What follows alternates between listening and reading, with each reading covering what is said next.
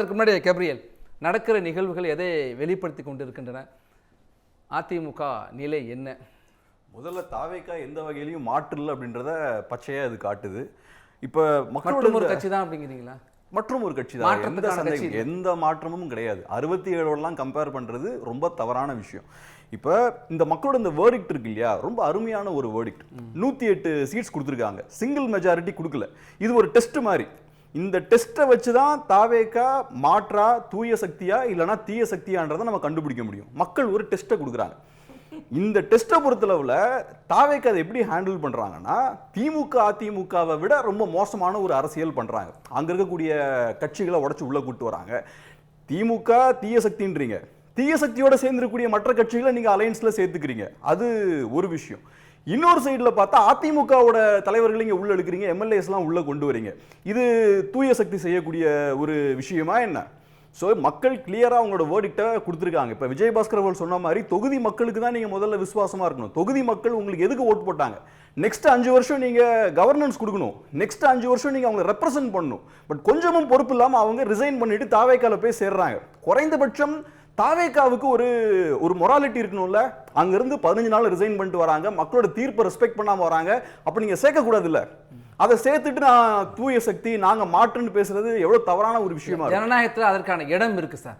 அந்த மக்களுடைய அவங்களுக்கு 4 பேர் பதவியில் 4 பேர் என்ன சொல்றாங்கன்னா, எங்கள் தொகுதி மக்களுடைய நலனுக்காக, தொகுதியின் நலனுக்காக தான் நாங்கள் இங்க அதிமுகவில் இருந்து எங்களால் எதையும் செய்ய முடியாதுங்கிறதுனால ஆளும் தாவேக்காவில் சென்றால் எங்களை வாக்களித்த மக்களுக்கு நாங்கள் நலத்திட்டங்களை கொண்டு போய் சேர்க்க முடியும்னு மரகதம் குமரவேல் சொல்றாங்க. இது எவ்வளவு அபத்தமான ஒரு பதிலா இருக்கு சார். இப்ப தாவேக்கால சேர்ந்தாதான் உங்க தொகுதி மக்களுக்கு நல்லது பண்ண முடியும்னா, அப்ப திமுக எம்எல்ஏஸ் இருக்காங்க, அப்ப அதிமுக எம்எல்ஏஸ் இருக்காங்க, அவங்களுக்கு எல்லாம் தாவேக்கா சப்போர்ட் பண்ண மாட்டாங்களா? சோ எங்க இருந்தாலும் சப்போர்ட் பண்ணும். நீங்க இந்த கட்சி அந்த கட்சி எல்லாம் இருக்கணும் அவசியம் இல்ல. அங்க இருந்து பண்ண முடியலன்னு தான் அர்த்தம், இங்க இருந்தா பெட்டரா பண்ண முடியுங்கிறது தான் அர்த்தம். அப்ப அது தாவேக்கா ரொம்ப மோசமான அரசியல் பண்றாங்க. அது மோசமான அரசியல் என்னன்னா, ஒரு நல்ல அரசியல் நல்ல ஆட்சியை கூட பேசிட்டு இருக்காங்க சார். நீங்க ஒரு மாற்று அரசியல் பேச முடியாது, கூட பேசிட்டே இருக்காங்க. மாற்று அரசியல் தானே, அதனால அதிமுக திமுக மாதிரி கத்திட்டு இருக்காங்க. அவர் பேசலாம், நேரம் தொடர்ந்து கேட்க கூட முடியலன்னா அப்புறம் என்ன நீங்க மாற்று அரசியல் பேசுறீங்க? முதல்ல சரி தொடருங்க. ஸோ அதனால இவங்க எந்த மாற்றியும் வைக்கல. இப்ப நிஜமான ஒரு ப்ராப்பரான ஒரு டெமோக்ராட்டிக் பார்ட்டியா இருக்காங்கன்னா, எதிர்கட்சியா இருந்தாலும் மக்கள் அந்த எம்எல்ஏஸ் செலக்ட் பண்ணிருக்காங்க, எலெக்ட் பண்ணிருக்காங்க. ஸோ அந்த வகையில் நீங்க அவங்களுக்குலாம் சப்போர்ட் பண்ணணும். நீங்க தாவேக்கால வந்து சேர்ந்தாதான் அவங்களுக்கு பெட்டரா பெர்ஃபார்ம் பண்ண முடியும்னா இது கரெக்டா இல்லையா? தான் சார் விரும்பி போறாங்க, அந்த மக்கள் புரிய தான் சார் முடிவு எடுக்கிறாங்க. இப்ப நீங்க ஜெயலலிதா அவர்களுக்கு உரிமை இருக்குல்ல, அதுக்கு கண்டிப்பா உரிமை இருக்கு. அப்ப இந்த நான் என்ன சொல்றேன், நீங்க சட்டத்துக்கு உட்பட்டு தான் சார் செய்றீங்க, கான்ஸ்டிடியூஷனை மீறி எல்லாம் செயல்படல சார். ஆனா உங்களை நம்பி மக்கள் ஓட் போட்டிருக்காங்க சார். 5 வருஷம் நீங்க அவங்களுக்கு ரெப்ரசன்டேஷன் கொடுப்பீங்க, நம்பி உங்களுக்கு ஓட் போட்டிருக்காங்க. 15 நாள்ல நீங்க அதை தூக்கி போட்டு வரீங்க. திரும்ப நீங்க என்ன பண்றீங்க, திரும்ப நம்ம ரீ எலெக்ஷன்ல ஃபேஸ் பண்ணிக்கலாம், பை எலெக்ஷன்ல ஃபேஸ் பண்ணிக்கலாம் நம்பிக்கையில வரீங்க. இது எவ்வளவு பெரிய தவறு சார். அந்த லட்சக்கணக்கான மக்கள் உங்க நம்பி தானே ஓட் போட்டிருக்காங்க. நீங்க மாற்றுன்னு பேசுனீங்கன்னா திமுக அதிமுகவை விட இந்த குதிரை பேர் அரசியலை இன்னும் மோசமா பண்றீங்களே, மற்ற கட்சிகளை விட புதுசா வந்துட்டு இவ்வளவு மோசமா பண்றீங்களே. ஸோ இது எவ்வளவு மோசமான ஒரு அரசியலாக இருக்கும். ஸோ இதெல்லாம் நம்ம என்கரேஜே பண்ணக்கூடாது. எந்த இடத்துலையும் குதிரை பேரம் என்பது இல்லை, அதற்கான ஆதாரம் இல்லை. ஆனால் புதிதாக ஒரு கட்சியை ஆட்சி அதிகாரத்துக்கு வந்துட்டு அதனால் அவர்கள் மீது வந்து இப்படி ஒரு சேற்றை வாரி இறக்குறாங்க, ஏற்க முடியலை, பொறுக்க முடியாமல் இப்படி அவதூறுகளையும் குற்றச்சாட்டுகளையும் அள்ளி வீசுறாங்கன்னு தாவேக்கா தரப்புல சொல்றாங்க. இது ரைட் சார். இப்போ தாவேக்காவோட ஸ்டாண்ட் எலெக்ஷனுக்கு முன்னாடி அதிமுக திமுக இவங்கெல்லாம் கரப்டான பார்ட்டிஸாக இருக்குது, அதனால தூய அரசியல் தேவை, அதனால தான் தாவேக்கா உள்ள வராங்க. அப்ப கரப்டான அதிமுகல இருக்கக்கூடிய எம்எல்ஏஸ்லாம் அதிமுக பேனர்ல நின்று ஜெயிக்கிறாங்க, நின்று ஜெயிச்சு அவங்களுக்கு அதிகாரம் கிடைக்குது. அதிமுகவோட தான் இவ்வளவு நாள் பயணிச்சிருக்காங்க.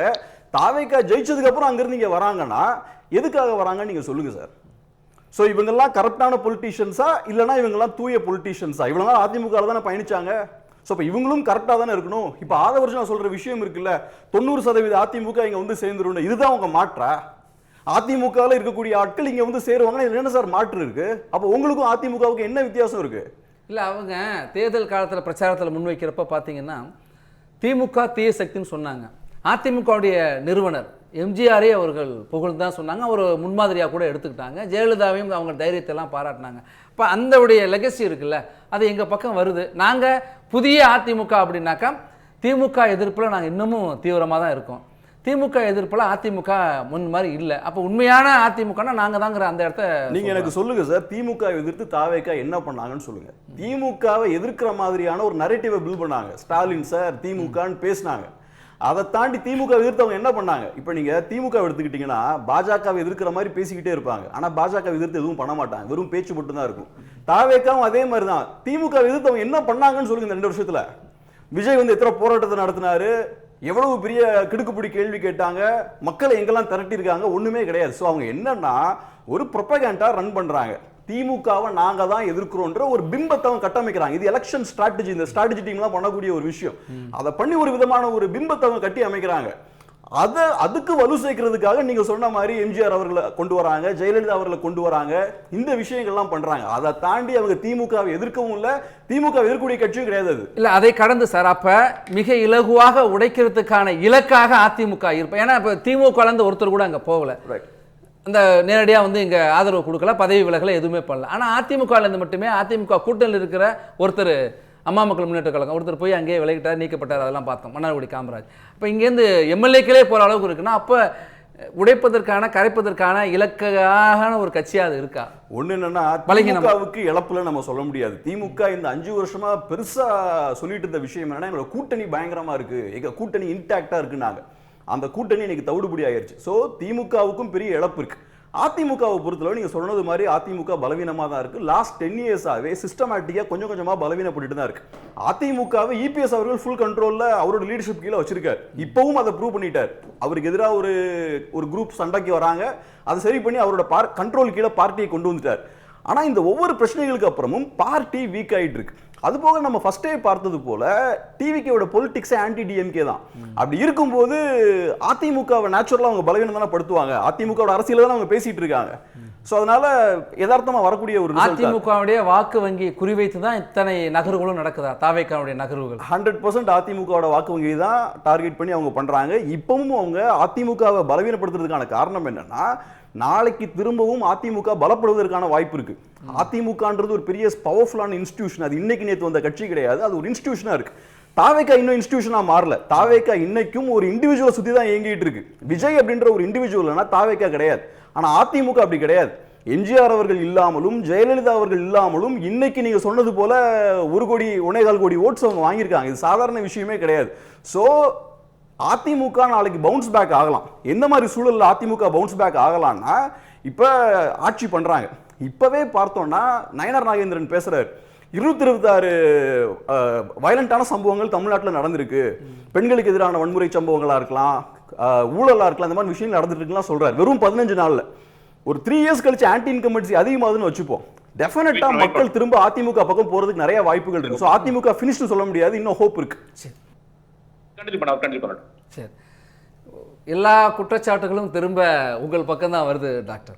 ஒரு மாற்றுன்னு சொல்லிட்டு பத்திரிகையாளர் அந்த குற்றச்சாட்டு வரும். அதிமுக ஆதரவு நிலைப்பாட்டில் பேசுகிறவங்க அந்த குற்றச்சாட்டை தான் முன்வைக்கிறார். இன்னொரு அரசியல் விமர்சகர் அதே குற்றச்சாட்டை தான் முன்வைக்கிறார். பத்திரிகையாளர் பார்வையிலையும் இந்த மாற்றம் என்பது எதிர்பார்த்த மாற்றம் இல்லை, இது இல்லை நாங்கள் எதிர்பார்த்த மாற்றம். மிக மோசமாக பிற மாநிலங்களில் பார்த்த இல்லை தொலைக்காட்சிகளில் ஊடகங்களில் பார்த்த அந்த விஷயங்கள் இங்கே அரங்கேறுங்கிறது நாங்கள் நினச்சியே பார்க்கலங்கிறது தான் திரும்ப திரும்ப சொல்கிறாங்க. நீங்கள் இல்லைன்னு மறுக்கிறீங்க. நிர்வாகம் சரியாக இருந்தால் அதிகாரிகள் சரியாக இருப்பாங்க. முதல் நிர்வாகமே சரியா இல்லை, அதனால அதிகாரிகள் சரியா இல்லாத ஒரு குற்றச்சாட்டு வந்துச்சு. இப்போ அருண் ஐபிஎஸ் எல்லாம் சிறந்த நிர்வாகத்தின் கீழே சரியா இருப்பாரு அப்படிங்கிறாங்க. சவுக்கு சங்கருடைய குற்றச்சாட்டுலாம் இங்கே சரியில்லை, ஏற்புடையது இல்லைங்கிறாங்க. சரி, இப்போ ஒன்று போன ஆட்சி சரியில்லைன்றது தான் இவங்களோட வாதம். அந்த டைமில் அருண் ஐபிஎஸ் அவர்கள் இருக்காரு. ஸோ அப்போ அந்த டைமில் நீங்கள் விமர்சனமும் வைக்கிறீங்க, அவரோட பெர்ஃபார்மன்ஸ் சரியில்லை நீங்கள் விமர்சனமும் வைக்கிறீங்க. அப்போ ஏன் திரும்ப ரீஅப்பாயிண்ட் பண்ணணும்? உங்களுக்கு வேறு ஆளே இல்லையா என்ன? ஏன் நீங்க ரீஅப்பாயிண்ட் பண்ணணும்? பிரச்சனை இருக்கு நீங்க தானே சொல்றீங்க. ஐபிஎஸ் அதிகாரி ஏதோ ஒரு துறையில் அவர் இருக்கணும், இந்த துறைக்கு கொடுத்துருக்காங்க, முக்கியமான துறை இல்லை அது. ஸோ அப்போ நீங்க அங்க பிரச்சனை இருக்குன்னு நினைச்சீங்கன்னா ஏன் அதை திருப்பி பண்ணீங்க? பாயிண்டே என்னன்னா தாவேக்கா ஸ்டார்டிங்ல இருந்தே நம்ம பார்த்தோம்னா அவங்க திமுக அதிமுகவுக்கு எந்த வகையிலையும் மாற்ற அவங்க செயல்படல. ஈவன் எலெக்ஷனுக்கு முன்னாடி இருந்தே அப்படிதான். இப்ப ஒண்ணு கிளியரா புரியுதுங்க, மக்களுக்கு பெரிய அதிருப்தி இருக்கு. மக்களுக்கு ஒரு ஃபெட்டிகுமாங்கல்ல, ஒரு அயற்சி இருக்கு. திமுக அதிமுக மாத்தி மாத்தி பார்த்துட்டோம், புதுசா ஒன்று ட்ரை பண்ணணும்னு ஆசை இருக்கு. ஆனா மக்களுக்கு எது உண்மையான மாற்றுன்றதுல ஒரு தெளிவு இல்லை. ஸோ அந்த இடத்துல பார்த்தோம்னா தங்களை ப்ரொஜெக்ட் பண்றாங்க இவங்க. வெறும் இந்த ஸ்ட்ராட்டஜி டீம் எல்லாம் வச்சு இப்ப ஒன்றும் இல்லைங்க. அங்க தாவேக்கால் இருக்கவங்க எல்லாம் மேக்சிமம் யாரு அதிமுக திமுக வேட்பாளர் பட்டியல் எடுத்து பாருங்க. ஏறக்குறைய 110 பேர் திமுக அதிமுக இருந்து வந்தவங்க தான். இதுக்கெல்லாம் பெரிய டிபேட்லாம் தேவையில்லை. ஸோ இவங்கெல்லாம் வந்து இன்னைக்கு பெரிய மாற்று அரசியல கொடுத்துருவாங்களா? இப்ப சார் கூட பார்த்தோம்னா பேசும்போது வைத்தறிச்சல்ல பேசுறாருன்றாரு. ஸோ இதெல்லாம் பர்சனல் அட்டாக். இப்ப நான் சொல்லக்கூடிய கருத்துக்களுக்கு ஸ்ட்ராங்கா கிரிட்டிக் வைக்கலாம். டாக்டர் பார்த்தோம்னா என்னோட ஹெல்த் கண்டிஷன் அவர் டயக்னோஸ் பண்ணிட்டு இருக்காரு இங்க இருந்து. சோ அது தேவையே இல்லை. ஏன் எனக்கு வயிற்றுச்சலா இருந்தா என்ன, கண்ணு எரிச்சலா இருந்தா என்ன, இஷ்யூவை பேசுவோம். இஷ்யூவை பேசினா இதான் உண்மை. வைக்கிற குற்றச்சாட்டு சரியா தவறா? ஏகப்பட்ட மாற்றங்கள் வந்திருக்குன்னு சொன்னார்ல. இந்த 15 டேஸ்ல என்னெல்லாம் மாற்றம் இருக்கு, டாஸ்மார்க்ல என்னெல்லாம் மாற்றம் வந்திருக்கு, இபி டிபார்ட்மெண்ட் என்னெல்லாம் மாற்றம் வந்திருக்கு, குற்றச்சம்பவங்கள் எவ்வளவு தூரம் கம்மியா இருக்கு, எல்லாம் வரிசையா சொல்லட்டுமே. மாற்றங்களை நம்ம அனலைஸ் பண்ணுவோம். 2-3 வாரம் தானே சார் ஆகல. அது சார் இதை நான் கிளைம் பண்ணல. சார் இதை நான் கிளைம் பண்ணல. அவர் சொன்னாரு, நான் அதனால சொல்றேன். ஏகப்பட்ட மாற்றம் வந்திருக்குன்னு அவர் சொன்னனால நான் கேட்கிறேன் என்ன மாற்றம் வந்திருக்குன்னு. நான் வந்து பெருசா குற்றம் இயல்பாக நடப்பதுதான் மிகைப்படுத்தப்படுகிறதா சட்டம் ஒழுங்கு உட்பட எல்லாமே? ஏன்னா நடவடிக்கை எடுத்துட்டு தான் இருக்கிறாங்க. மிகைப்படுத்தப்படுதா? இன்னொன்று, இப்போ மாற்றுக் கட்சியில் சேர்றதுங்கிற பொழுது அவங்களா வர்றாங்களா, அழைத்து வரப்படுகிறார்களா, அல்லது இழுத்து வரப்படுகிறார்களா, சேர்கிறார்களா, சேர்க்கப்படுகிறார்களா? நீங்கள் சொன்ன மாதிரி மேபி மிகைப்படுத்தி கூட அந்த இஷ்யூஸ் எல்லாம் பேசலாம். அது கூட வாய்ப்பு இருக்குது. ஆனால் என்னோட கேள்வி என்னென்னா, எலெக்ஷனுக்கு முன்னாடி பெண்களுக்கு எதிராக நடக்கக்கூடிய வன்முறை சம்பவங்கள், குழந்தைங்களுக்கு எதிராக நடக்கக்கூடிய வன்முறை சம்பவங்கள், இதெல்லாம் எடுத்து விஜய் அவர்கள் ரொம்ப காட்டமாக பேசுகிறார். அப்புறம் நீங்கள் பவருக்கு வந்துட்டீங்க. பவருக்கு வந்ததுக்கப்புறம் இந்த மாதிரியான விஷயங்கள் நடக்குது. குறைந்தபட்சம் ஒரு எக்ஸ்பிளனேஷன் கொடுக்கணும்ல. இதெல்லாம் நடக்கும்போது பேசணும்ல. பத்திரிகையாளர்களை சந்திச்சாவது பதில் சொல்லணும்ல. நீங்கள் கேம்பெயின் பண்ணும்போது அதெல்லாம் எடுத்து பேசுறீங்க. ஆனால் பவருக்கு வந்ததுக்கப்புறம் உங்கள் ஆட்சியில் அதெல்லாம் நடக்குது. அப்போ நீங்கள் ஒரு ப்ரெஸ் மீட் கொடுத்து அவங்கெல்லாம் பத்திரிகையாளர்கள் மக்கள் சார்பாக கேள்வி கேட்கும்போது அதெல்லாம் நீங்கள் ஆன்சர் பண்ணணும்ல. இப்போ நான் ஹானஸ்ட்டாக சொல்கிறேன், எடுத்தோடனே கவர்மெண்ட் மேலே நம்ம அழுத்தம் போடுறது தப்பு. ஏன்னா இப்போ கஞ்சா போதையில் ஒருத்தர் ஏதோ பண்ணிட்டாருன்னு ஒரு நியூஸ் வருதுன்னு வச்சுப்போம். அவர் முந்தா நேத்து கஞ்சா பழக்கத்துக்கு அடிமையாக இருக்க மாட்டார். 1 வருஷமோ 2 வருஷத்துக்கு முன்னாடி அடிமைப்பட்டிருப்பாரு. அந்த குற்றச்சாட்டுலாம் நம்ம தாவேக்கா மேலே வைக்க முடியாது. ஸோ எல்லாத்தையும் மாற்றணும்னா டெஃபினட்டாக கொஞ்சம் டைம்லாம் வேணும் தான். ஆனால் சில விஷயங்களை நம்ம கொஸ்டின் பண்ணி தான் ஆகணும். போன மாதம் வரைக்கும் பெரிய பவர் கட் இல்லை, இப்போ பவர் கட் இன்க்ரீஸ் ஆகுது. அதை நம்ம கேட்டு தான் ஆகணும். வன்முறை சம்பவங்கள் நிறைய நடக்குதுன்னா நம்ம கேட்டு தான் ஆகணும், பேசி தான் ஆகணும். ஏன்னா மக்கள் நிறைய பேர் பாதிக்கப்படுறாங்க. ஸோ நம்ம அந்த இடத்துலலாம் 6 மாதம் வரைக்கும் டைம் கொடுக்க முடியாது. அதே மாதிரி டாஸ்மார்க்கில் இன்றைக்கி 10 ரூபா எக்ஸ்ட்ரா வாங்கிட்டு இருக்காங்க. ஆக்சுவலாக 20 ரூபா அந்த பாட்டிலுக்கும் சேர்த்து. அதை நம்ம பேசி தான் ஆகணும். ஏதாவது சட்டவிரோதமான விஷயம் உடனே அதை ஸ்டாப் பண்ணணும். அதை பற்றி நம்மளை விட தாவேக்காரங்க ரொம்ப அதிகமாக பேசினாங்க எலெக்ஷனுக்கு முன்னாடி. நிறைய ஆய்வுலாம் பண்ண போயிருக்காங்களா சார்? ஆய்வு பண்ணுறது விஷயம் இல்லை சார், நான் ரிசல்ட் கேட்குறேன். இப்போ சார் கூட பேசும்போது இந்த மாதிரி நடவடிக்கை எடுத்தோம், அந்த நடவடிக்கை எடுத்தோம், ஏகப்பட்ட விஷயங்கள் பண்ணிட்டு இருக்கோம். அதெல்லாம் ரைட்டு. I want results. ஏன்னா ரிசல்ட் வரலன்னா மக்கள் பாதிக்கப்படுவாங்க. அதுதான் இங்கே ரிசல்ட்டுக்கு அவகாசம் கொடுங்க.